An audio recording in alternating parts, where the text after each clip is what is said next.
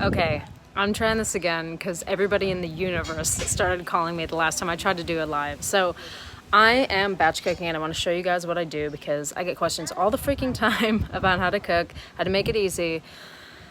I've been vegan since I was 16 years old when I first saw factory farming, and heard the screams and just realized I didn't have to add to that. And yeah, so let me show you what's going on. But it's so interesting because, like, if you're vegan, and if you're not, why not yet, Like, people right now are all against slavery, which still exists in parts of the world. So are you off chasing that? Or are you trying to end the slavery of animals that happens every day as well? The same people that are like, oh, you're racist, that's bad, slavery is bad, will then go and eat a dead animal from an animal that was enslaved its entire life, a sentient being. So it's good, I guess, to get people to think about their conflicting ideas that they perhaps have never examined. So I'll show you what I'm eating. I guess the more easy you can make the transition for people. By the way, my welcome to my apartment, super messy. I do not care, okay? I live here, I clean it. It's not manicured right now. Let's enjoy. So this, I basically buy as many fruits and vegetables as humanly possible, and then I just cook them. So these are basically ripe. I bought like 5 freaking watermelons, as you can see. Chop that up, that's going into the stir fry, which I'm making right now. The lighting is terrible, yes, I know. Wash them, chop them, throw them in. This, I always do the same base of onions, spices, and mushrooms. I love mushrooms. And they also add that umami kind of like flavor that fills you up, and it's also amazing for health. And then zucchini, and then I throw in basically like a cabbage mix. And then anything else that I want. Yeah, that's usually, last I'll add beans, lentils are quite good. But I had a ton of spices. Looks like this just went off, okay. This is before, this is after. And this is what it looks like right now. Oh, overdid it. That's okay. So that I might even just throw in here because then it adds a smoky flavor. There's always something that you can do with fruits and vegetables. And they didn't scream while they were being killed because they want to be eaten. Okay, so fruit wants to be eaten rather, and our hands are made for picking them off the tree. We love the scent. Our teeth and our intestinal tracts are the right length for it. These are amazing. Oh, golden honeydew. Besides what you're saying, I'm basically living off of melons. I just love them. I just have a bit of a problem. They're really, really good. So obviously this is a less formal, manicured, prepared, edited video, but I did want to entertain. If you guys have any questions, just please ask them. Like, I'm happy to answer. I'm here for so little time, and I should probably, hey, how's it going? I should probably start uploading more. I was watching Joey Carbstrong's videos recently where he really addresses people one-on-one in such a tactful, kind of like healthy debate form, where he invites them and questions them in such a way that they come to their own conclusion, which I think is really intelligent and really effective. And he's even there was like a 5-on-1, 5 Muslims versus Joey, and he won.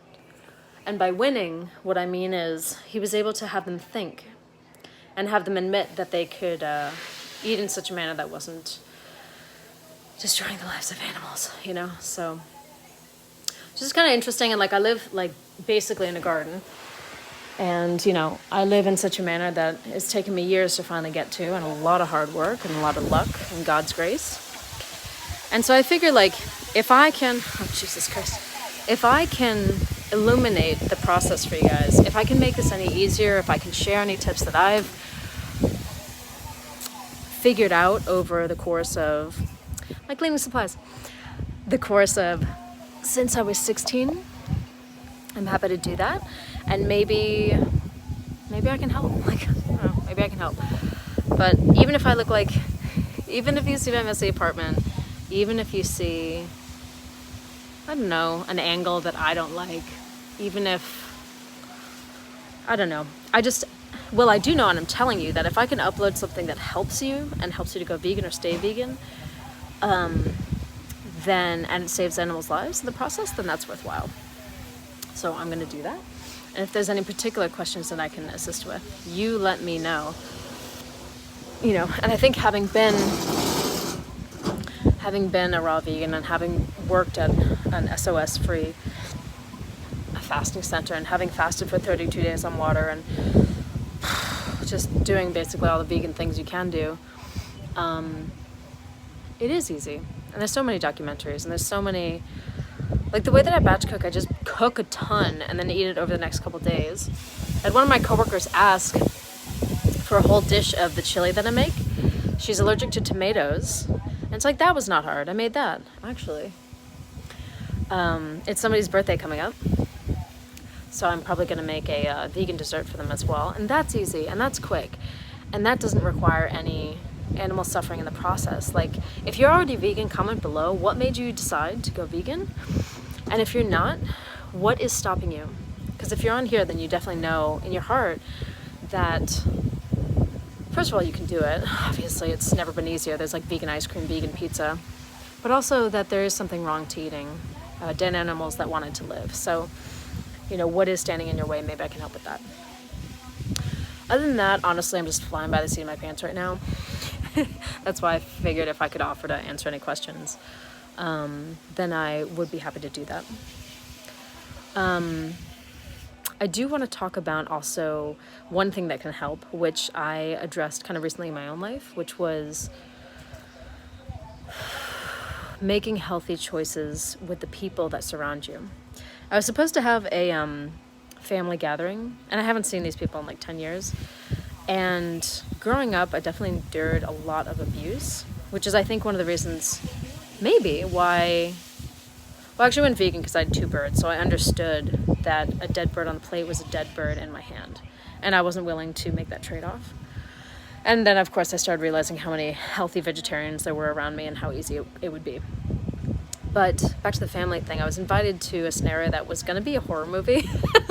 And I don't watch horror movies, and I'm not willing to participate in those either. So I made the choice not to go in this particular context. There was no commitment for safety. There was going to be none. And it's such a great place in my life where, like, I'm just going to do the things that I love. I'm just going to hang out with the people that bring me up.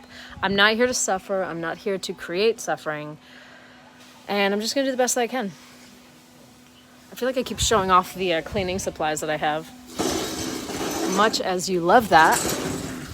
Show off the beautiful mango tree. And then we can talk like this, one-on-one. And I hope you can hear me. I know this lady is like just being really loud in the garden. There's like literally never anybody here, but I will say this. I think choosing to be vegan was one of the best decisions of my life because it ended up as a cascade of good decisions over the course of the rest of my life up till now.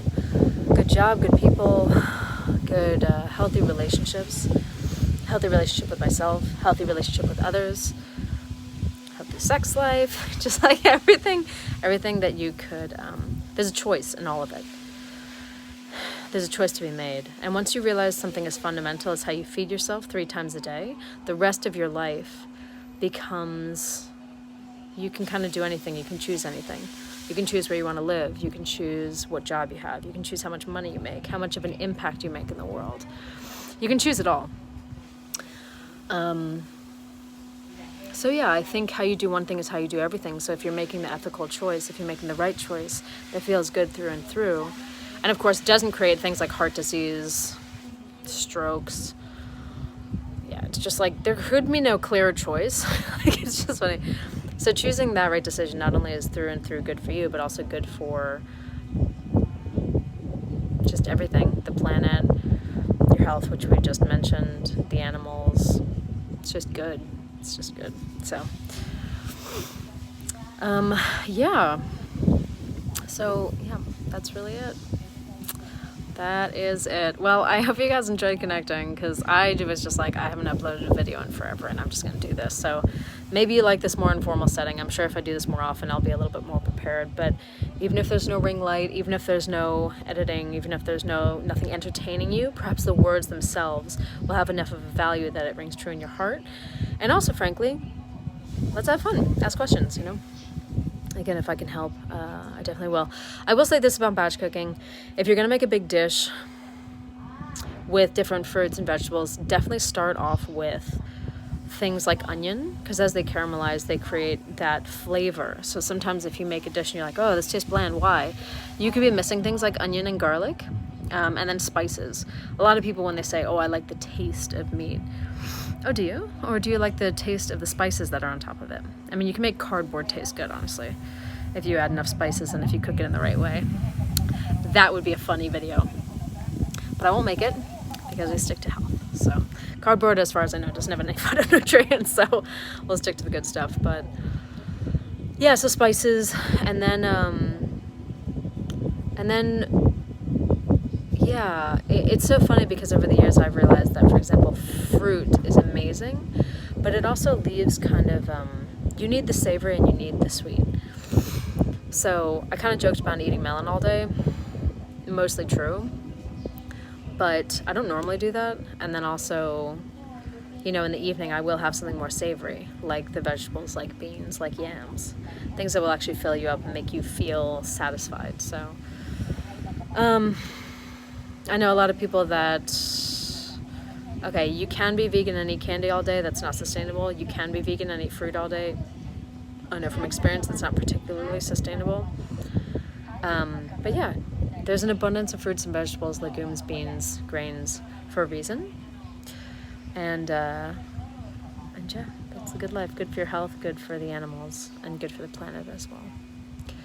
By the way, if you haven't watched Joey Carbstrong's video, he has amazing ones. The one that inspired me to start this was, I think I mentioned it earlier, the one where he's at the slaughterhouse and you could hear the animals like screaming, like a horror video game. Which, like, who knows why those exist, but it's you would never want to be murdered in that way, or anybody that you love, or any sentient animal that you love. So we don't have to inflict this on others. And I am just glad that I was exposed to, that I made the choice to go vegan at 16. And I'm really glad that over the course of the past probably 10 years, I've been able to figure out a diet that is sustainable and that has me looking the way that I want. And God, I'm so glad my boob isn't popping out right now. Yeah. And, you know, it's my life has been so serendipitous, and I think, again, it comes back to how you do one thing is how you do everything. So, having said that, I'm going to clean up my apartment. I enjoy you guys. I appreciate you, and I'll see you soon. Again, if you have any ideas of what you'd like to see in the future, besides my boob popping out, I'm open to it. Bye.